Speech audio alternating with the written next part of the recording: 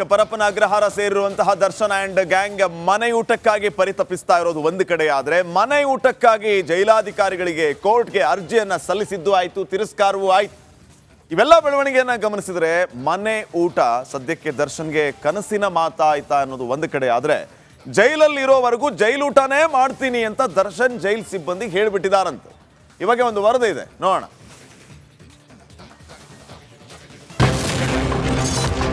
ದಾಸನಿಗೆ ಮನೆಯೂಟ ಸಿಗೋದು ಡೌಟ್. ಹಣೆ ಬರಕ್ಕೆ ಹೊಣೆಯಾರು ಅಂತ ಸುಮ್ಮನಾದ್ರ. ರೇಣುಕಸ್ವಾಮಿ ಕೊಲೆ ಕೇಸಲ್ಲಿ ದರ್ಶನ್ ಜೈಲು ಸೇರಿ ಬರೋಬ್ಬರಿ 50 ದಿನಗಳೇ ಕಳೆದವು. ಜೈಲು ಸೇರಿದಾಗನಿಂದ ಇವತ್ತಿನ ತನಕ ಮನೆಯೂಟಕ್ಕಾಗಿ ಹಪಹಪಿಸುತ್ತಿದ್ದಾರೆ. ಆದರೆ ಇದುವರೆಗೂ ಮಾತ್ರ ಪೊರ್ಕಿಗೆ ಮನೆಯೂಟದ ಭಾಗ್ಯ ಲಭಿಸಿಲ್ಲ. ಸೆಂಟ್ರಲ್ ಜೈಲಲ್ಲಿರೋ ನಟ ದರ್ಶನ್ಗೆ ಮನೆಯೂಟ ಸಿಗದೆ ಜೈಲೂಟವೇ ಕಾಯಮಾಗುವ ಎಲ್ಲ ಲಕ್ಷಣಗಳು ಕಾಣಿಸ್ತಾ ಇವೆ. ಮ್ಯಾಜಿಸ್ಟ್ರೇಟ್ ಕೋರ್ಟ್ನಲ್ಲೂ ಸಿಕ್ಕಿಲ್ಲ, ಇದೀಗ ಹೈಕೋರ್ಟ್ನಲ್ಲೂ ಮನೆಯೂಟ ಸಿಗೋ ಭರವಸೆ ಇಲ್ಲ. ಇದೇ ವಿಚಾರವಾಗಿ ಜೈಲು ಸಿಬ್ಬಂದಿ ಬಳಿ ದರ್ಶನ್ ಅಳಲನ್ನ ತೋಡಿಕೊಂಡಿದ್ದಾರಂತೆ. ಹೌದು, ಎಷ್ಟೇ ಪ್ರಯತ್ನ ಪಟ್ಟರೂ ಮನೆ ಊಟ ಸಿಕ್ತಿಲ್ಲ. ಏನೂ ಮಾಡೋದಕ್ಕಾಗಲ್ಲ, ಹಣೆ ಬರಹ ಅನುಭವಿಸಬೇಕು, ಜೈಲೂಟಕ್ಕೆ ಹೊಂದಿಕೊಳ್ತೀನಿ ಅಂತ ದಾಸ ಹೇಳಿದ್ದಾನಂತೆ. ಜೈಲಿನಲ್ಲಿ ಇದ್ದಷ್ಟು ದಿನವೂ ಇಲ್ಲಿನ ಊಟವನ್ನೇ ಸೇವಿಸ್ತೀನಿ ಅಂತ ಜೈಲು ಸಿಬ್ಬಂದಿ ಬಳಿ ಹೇಳಿಕೊಂಡಿದ್ದಾನಂತೆ. ವಾಕಿಂಗ್ ಮಾಡೋದಕ್ಕಾಗಿ ಕಿರಿಕ್ ಮಾಡಿದ ದರ್ಶನ್ ಇದೀಗ ಬ್ಯಾರಕ್ನಲ್ಲಿ ಬೆಳಿಗ್ಗೆ ಮತ್ತು ಸಂಜೆ ಡಿಪ್ಸ್ ಹಾಗೂ ವ್ಯಾಯಾಮ ಮಾಡ್ತಿದ್ದಾರಂತೆ. ಮಾಜಿ ಸಚಿವ ನಾಗೇಂದ್ರ, ಮಾಜಿ ಸಂಸದ ಪ್ರಜ್ವಲ್ ರೇವಣ್ಣ ಹಾಗೂ ದರ್ಶನ್ಗೆ ಒಬ್ಬರಿಗೆ ವಿರುದ್ಧ ದಿಕ್ಕಿನಲ್ಲಿ ಜೈಲಾಧಿಕಾರಿಗಳು ಬ್ಯಾರಕ್ ಕೊಟ್ಟಿದ್ದಾರೆ. ಶತ ಪ್ರಯತ್ನ ನಡೆಸಿದ್ರು ಮನೆ ಊಟ ಮಿಸ್ ಆಗ್ತಾ ಇರೋದ್ರಿಂದ ಕಂಗೆಟ್ಟ ಕಾಟೇರ ಇದೀಗ ಮನೆ ಊಟದ ಆಸೆ ಬಿಟ್ಟು ಜೈಲೂಟಕ್ಕೆ ಒಗ್ಗಿಕೊಳ್ತಿದ್ದಾರಂತೆ. Ajay Kumar, crime bureau, Republic Kannada, Bengaluru. ದರ್ಶನ್ಗೆ ಪರಿಚಯ ಇಲ್ಲದಿರೋರು ಯಾರಿದ್ದಾರೆ ಹೇಳಿ? ದೊಡ್ಡದವರ ಸಂಪರ್ಕ ದರ್ಶನ್ಗೆ ಇದೆ. ಆದ್ರೆ ದರ್ಶನ್ ಜೈಲ್ ಸೇರ್ತಾ ಇದ್ದಂತೆ ಇವರೆಲ್ಲರೂ ಕೂಡ ಸೈಲೆಂಟ್ ಆಗ್ಬಿಟ್ಟಿದ್ದಾರೆ. ಜೈಲ್ ಹತ್ರ ಯಾರು ಹತ್ರನೂ ಕೂಡ ಬರ್ತಾ ಇಲ್ಲ. ಇಲ್ಲಿ ಮುಖ್ಯವಾಗಿ ಮತ್ತೊಂದು ಗಮನಿಸಬೇಕಾಗಿರುವಂತ ವಿಚಾರ ಏನಂತಂದ್ರೆ, ದರ್ಶನ್ನ ಭೇಟಿ ಆಗದೆ ಇರುವಂತ ಈ ಎಲ್ಲ ದೊಡ್ಡವರು ಪರೋಕ್ಷವಾಗಿ ಅವರ ಪರವಾಗಿ ನಿಂತಿದ್ದಾರೆ ಅನ್ನುವಂತಹ ಗುಮಾನಿ ಎದ್ದಿದೆ. ಈ ಬಗ್ಗೆ ಒಂದು ವರದಿ ಇದೆ, ನೋಡೋಣ.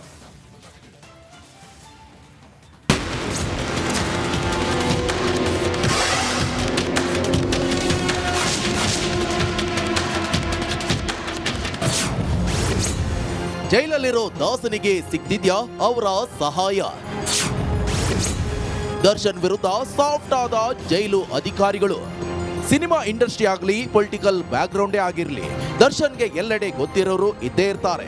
ಆದ್ರೂ ಕೊಲೆ ಕೇಸಲ್ಲಿ ದಾಸ ಜೈಲು ಸೇರ್ತಿದ್ದಂತೆ ಎಲ್ಲರೂ ಒಮ್ಮೆಲೆ ಸೈಲೆಂಟ್ ಆಗಿದ್ದಾರೆ. ಯಾರು ಚಕಾರವೆತ್ತದೆ ತಾವಾಯ್ತು ತಂಪಾಡಾಯ್ತು ಅಂತಿದ್ರು.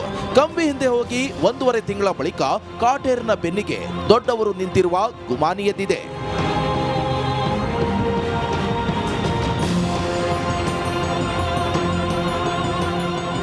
50 ದಿನ ಕಳೆದರೂ ಯಾವೊಬ್ಬ ಜನಪ್ರತಿನಿಧಿಯಾಗ್ಲಿ ಜೈಲಿನತ್ತ ಮುಖ ಮಾಡಿಲ್ಲ.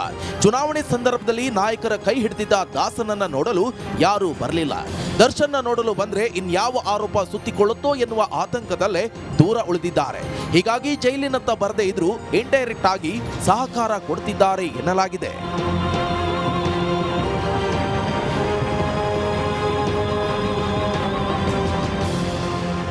ಅವರ ಸಹಕಾರದಿಂದಲೇ ಇತ್ತೀಚೆಗೆ ದರ್ಶನ್ ವಿರುದ್ಧ ಜೈಲು ಅಧಿಕಾರಿಗಳು ಸಾಫ್ಟ್ ಆಗಿದ್ದಾರೆ ಎನ್ನಲಾಗಿದೆ. ಸಚಿವರು ಹಾಗೂ ಶಾಸಕರಿಂದ ಜೈಲು ಅಧಿಕಾರಿಗಳ ಮೇಲೆ ಒತ್ತಡ ಹಾಕಲಾಗ್ತಿದ್ದು ದರ್ಶನ್ ಪರವಾಗಿ ಇರುವಂತೆ ಜೈಲಾಧಿಕಾರಿಗಳಿಗೆ ಸೂಚನೆ ನೀಡಿದ್ದಾರೆ ಎನ್ನಲಾಗಿದೆ. ಹೀಗಾಗಿ ದಾಸನಿಗೆ ಹೆಚ್ಚು ಒತ್ತಡ ಹಾಕದೆ ಸಾಫ್ಟ್ ಆಗಿ ಟ್ರೀಟ್ ಮಾಡ್ತಿದ್ದಾರೆ ಎನ್ನಲಾಗಿದೆ. ನವೀನ್ ಶೆಟ್ಟಿ, ಕೆರಾಡಿ, ರಿಪಬ್ಲಿಕ್ ಕನ್ನಡ, ಆನೇಕಲ್. ನಿರ್ದೇಶಕ ತರುಣ್ ಸುಧೀರ್ಗೆ ದರ್ಶನ್ ಅಣ್ಣನಂತೆ ಇದ್ರು. ತನ್ನ ಮದುವೆಯನ್ನ ತಾನೇ ಮುಂದೆ ನಿಂತು ಮಾಡ್ತೀನಿ ಅನ್ನುವಂಥ ಭರವಸೆಯನ್ನು ಕೂಡ ಕೊಟ್ಟಿದ್ರಂತೆ. ಆದರೆ ಆಗಿದ್ದು ಎಲ್ಲವೂ ಕೂಡ ಉಲ್ಟಂಬಲ್ಟ.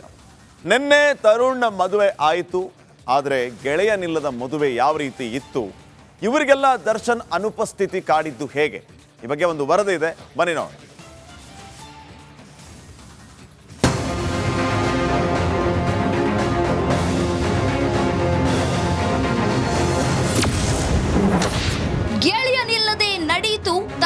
ವಿವಾಹ. ಹುಡುಗಿ ಹುಡುಕಿದ ಪೊರ್ಕಿಯೇ ಬರಲಿಲ್ಲ. ಮಾಡಬಾರ್ದ ಕೆಲಸ ಮಾಡಿ ಜೈಲು ಸೇರಿದ ಕೋಟ್ಯಾಂತರ ಅಭಿಮಾನಿಗಳ ಪೊರ್ಕಿ ಬಾಸ್ ಎಂದು ವನವಾಸ ಅನುಭವಿಸ್ತಾ ಇದ್ದಾರೆ. ಈ ನಡುವೆ ಸ್ನೇಹಿತನೇ ಇಲ್ಲದೆ ತರುಣ್ ಸುಧೀರ್ ಹಾಗೂ ಸೋನಲ್ ವಿವಾಹ ಮಹೋತ್ಸವ ಅದ್ದೂರಿಯಾಗಿ ನೆರವೇರಿದೆ. ರಾಬರ್ಟ್ ಸಿನಿಮಾ ವೇಳೆ ತರುಣ್ಗೆ ಸೋನಲ್ ಪರಿಚಯವಾಗಿತ್ತಂತೆ. ತರುಣ್ಗೆ ದರ್ಶನ್ ಅವರೇ ಹುಡುಗಿ ಚೆನ್ನಾಗಿದ್ದಾಳೆ, ಮದುವೆ ಮಾಡ್ಕೋ ಅಂತ ಹೇಳಿದ್ರಂತೆ. ಅಷ್ಟೇ ಅಲ್ಲ, ತರುಣ್ ಅವರಿಗೆ ಅವರ ತಾಯಿ ಬಿಟ್ರೆ ದರ್ಶನ್ ಅವರೇ ಮದುವೆಯಾಗು ಅಂತ ಪೀಡಿಸ್ತಾ ಇದ್ರಂತೆ. ಹೀಗಾಗಿ ಸೋನಲ್ ಮೇಲೆ ಮನಸ್ಸು ಮಾಡಿ ತರುಣ್ ವಿವಾಹವಾದ್ರಂತೆ. ವಿಶೇಷ ಅಂದ್ರೆ ರೇಣುಕಾಸ್ವಾಮಿ ಕೊಲೆಗೂ ಮೊದಲೇ ತರುಣ್ ಹಾಗೂ ಸೋನಲ್ ವಿವಾಹದ ಬಗ್ಗೆ ದರ್ಶನ್ ಚರ್ಚೆ ನಡೆಸಿದ್ರಂತೆ. ಇವರನ್ನ ಕೇಳಿಯೇ ಮದುವೆ ಡೇಟ್ ಫಿಕ್ಸ್ ಆಗಿತ್ತಂತೆ. ಆದ್ರೆ ಗೆಳತಿ ಮಾತು ಕೇಳಿ ದರ್ಶನ್ ಕೊಲೆ ಆರೋಪದಲ್ಲಿ ಜೈಲು ಸೇರಿದ್ದಾರೆ. ಇನ್ನು ಜೈಲಿನಲ್ಲಿ ಇದ್ದು ತರುಣ್ ದರ್ಶನ್ ಅವರನ್ನ ಭೇಟಿಯಾಗಿ ಮದುವೆ ದಿನಾಂಕ ಬಗ್ಗೆ ಚರ್ಚೆ ನಡೆಸಿದ್ರಂತೆ. ಮದುವೆ ಡೇಟ್ ಮುಂದಕ್ಕೆ ಹಾಕುವ ಬಗ್ಗೆ ಮಾತುಕತೆ ನಡೆದಿತ್ತಂತೆ. ಆದ್ರೆ ಯಾವುದೇ ಕಾರಣಕ್ಕೂ ದಿನಾಂಕ ಮುಂದಕ್ಕೆ ಹಾಕೋದ್ ಬೇಡ, ನಾನ್ ಬಂದೇ ಬರ್ತೇನೆ ಅಂತ ಭರವಸೆ ನೀಡಿದ್ರಂತೆ ದರ್ಶನ್.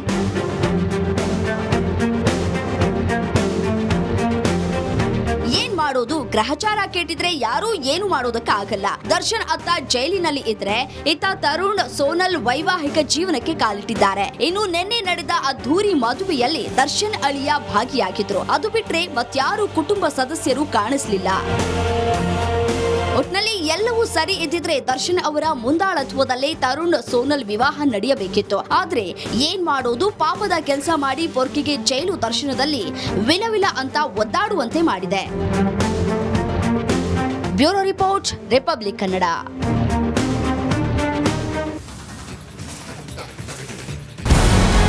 ನಮಸ್ಕಾರ, ಕರ್ನಾಟಕ ಪ್ರೈಮ್ ಟೈಮ್ಗೆ ಸ್ವಾಗತ. ನಾನು ಜಯಪ್ರಕಾಶ್ ಶೆಟ್ಟಿ. ಇಡೀ ಕರುನಾಡು ಇವತ್ತು ರೆಬೆಲ್ ಆಗಿ ನಿಂತಿದೆ. ಈ ಹಗರಣಗಳನ್ನು ಸದನದಲ್ಲಿ ಪ್ರಸ್ತಾಪ ಮಾಡಲು ಕೂಡ ಕಾಂಗ್ರೆಸ್ ಹಿಂದೇಟು ಹಾಕಿದ್ದೇಕೆ? ನಿಮ್ಗೆ ಸಂಬಳ ಅದಕ್ಕೆ, ನಿಮಗೆ ವಾಹನ ಅದಕ್ಕೆ, ನಿಮಗೆ ವೆಪನ್ ಅದಕ್ಕೆ, ನೀವು ಅದನ್ನು ಸೆರೆ ಹಿಡಿಬೇಕಾಗಿದೆ. ನೀವು ವಿದ್ಯುತ್ ಬರ ಇದೆ ಅಂತ ಹೇಳ್ತಾ ಇದ್ದೀರಿ, ಎಲ್ಲಿ ಬರ ಇದೆ ನೀವು ಹೇಳಬೇಕು. ಪಾಕಿಸ್ತಾನ್ ಆಕ್ಯುಪೈಡ್ ಕಾಶ್ಮೀರ್ ಅದು ಎಂದೆಂದಿಗೂ ನಮ್ಮದು. 40 ಮೆಷಿನ್ಗಳು ತಂದಿತ್ತು ನೋಟ್ ಎಣಿಸುವುದಕ್ಕೆ, ಅದೇ ಹಾಳಾಯಿತು. ಮಥುರಾದ ಗಲಾಟೆ ಇದೆಯಲ್ಲ, ಅದು ಸ್ಥಳೀಯವಾಗಿ ಕೂತು ಪರಿಹರಿಸಬಹುದಾದಂಥ ಕಾನೂನಿದೆ. ಗ್ಯಾರಂಟಿ ಯೋಜನೆಯಿಂದ ನಷ್ಟ ಆಗಿದೆ, ಲಾಭ ಆಗಿದೆ, ದಯವಿಟ್ಟು ಹೇಳಿ. Dawood Ibrahim most wanted criminal ಯಾವಾಗಾದ ಅಂದರೆ ಇಲ್ಲಿ ತನಕ ಭಾರತ ದೇಶದಲ್ಲಿ ಓರ್ವ ದಲಿತ ಪ್ರಧಾನಿಯಾದಂಥ ಇತಿಹಾಸವೇ ಇಲ್ಲ. ರಿಪಬ್ಲಿಕ್ ವರ್ಲ್ಡ್ ಆಪ್ ಇದು ಕೇವಲ ಅಪ್ಲಿಕೇಶನ್ ಅಲ್ಲ, ಸಮಗ್ರ ಸುದ್ದಿಗಳ ಸಂಪರ್ಕ ಮಾರ್ಗಕ್ಕೆ ಕ್ರಾಂತಿಕಾರಿ ಬದಲಾವಣೆ. ರಿಪಬ್ಲಿಕ್ ವರ್ಲ್ಡ್ ಆಪ್ ಕೇವಲ ಸುದ್ದಿ ಅಪ್ಲಿಕೇಶನ್ ಅನ್ನ ಪರಿಚಯ ಮಾಡ್ತಾ ಇಲ್ಲ, ಬದಲಾಗಿ ಡಿಜಿಟಲ್ ಸುದ್ದಿ ಬಳಕೆಯ ಹೊಸ ಯುಗಕ್ಕೆ ನಾಂದಿ ಹಾಡ್ತಾ ಇದೆ. ಇದೊಂದು ಬ್ರೇಕಿಂಗ್ ನ್ಯೂಸ್, ಪ್ರಭಾವಶಾಲಿ ಕಾರ್ಯಕ್ರಮಗಳಿಗೆ ಗಟ್ಟಿಯಾದ ವೇದಿಕೆ. ರಿಪಬ್ಲಿಕ್ ವರ್ಲ್ಡ್ ಅಪ್ಲಿಕೇಶನ್ ಈಗ ಲೈವ್ ಆಗಿದೆ. ಗೂಗಲ್ ಪ್ಲೇ ಸ್ಟೋರ್ ಮತ್ತು ಆಪಲ್ ಆಪ್ ಸ್ಟೋರ್ ಎರಡರಲ್ಲೂ ಲಭ್ಯವಿದೆ. ಈಗಲೇ ಡೌನ್ಲೋಡ್ ಮಾಡಿ.